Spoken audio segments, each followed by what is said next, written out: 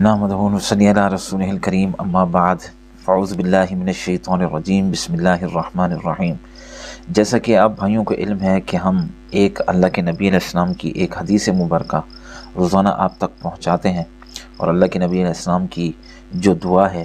حدیث مبارک کی خدمت کے حوالے سے، پہنچانے کے حوالے سے، تاکہ اس میں حصہ ہمیں بھی ملے۔ اور عام طور پر لوگ نہیں پڑھ سکتے، ان کے پاس کتابیں نہیں ہوتی، تو ایک حدیث مبارکہ جو ہماری زندگیوں کو بدل دے اور دلوں میں فرحت اور سکون لائیں، وہ آپ تک ہم پہنچاتے ہیں۔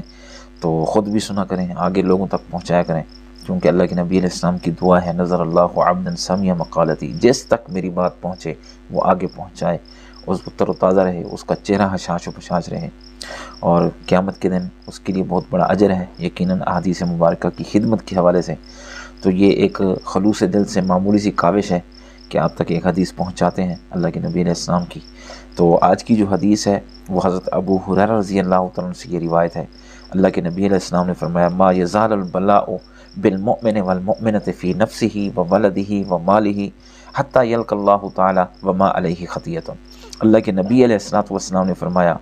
جب بھی کسی مومن اور مومن مرد اور عورت کو اس کی جان، اس کی اولاد اور اس کے مال سے کوئی تکلیف پہنچتی ہے یا آزمائش پہنچتی ہے، تو وہ اس آزمائش کو اور تکلیف کو برداشت کرتا رہتا ہے، وہ تکلیفوں میں مبتلا رہتا ہے۔ کبھی جان کی وجہ سے بیماری ہو گئی، کبھی اولاد بیمار ہو گئی، اولاد کو تکلیف ہو گئی، یا مال کا کوئی نقصان ہو گیا، تو اس سسٹم میں جب مومن چلتا رہتا ہے تو فرمایا حتی یلقی اللہ تعالی وما علیہ خطیۃ، وہ قیامت کے دن جب اللہ سے ملاقات کرے گا تو ان آزمائشوں کی وجہ سے اس پر کسی قسم کا کوئی گناہ نہیں ہوگا۔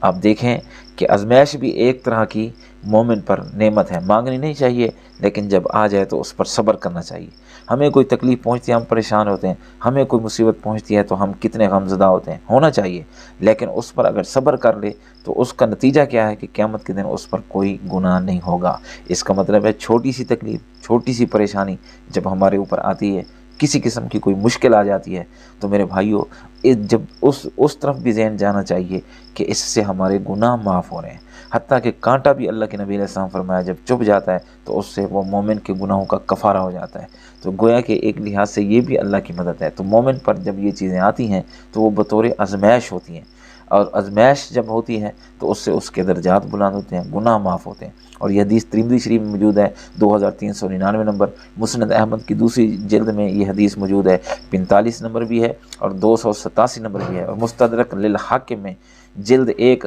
اور 346 نمبر یہ حدیث ہے۔ تو اللہ کے نبی علیہ السلام نے فرمایا کہ جب بھی مومن پر اس قسم کی آزمائش ہے تو اس کو صبر کرے، تو اللہ تعالیٰ کی طرف سے یہ بشارت سورۃ بقرہ کی آیت نمبر 155 میں بھی ہے کہ اللہ پاک نے فرمایا وَلَنَبْلُوَنَّكُمْ بِشَيْءٍ مِّنَ الْخَوْفِ وَالْجُوعِ وَنَقْصٍ مِّنَ الْأَمْوَالِ وَالْأَنفُسِ وَالثَّمَرَاتِ وَبَشِّرِ الصَّابِرِينَ، یعنی ہم آزمائیں گے آپ کو، جان کی کمی، خوف، بھوک کا خوف،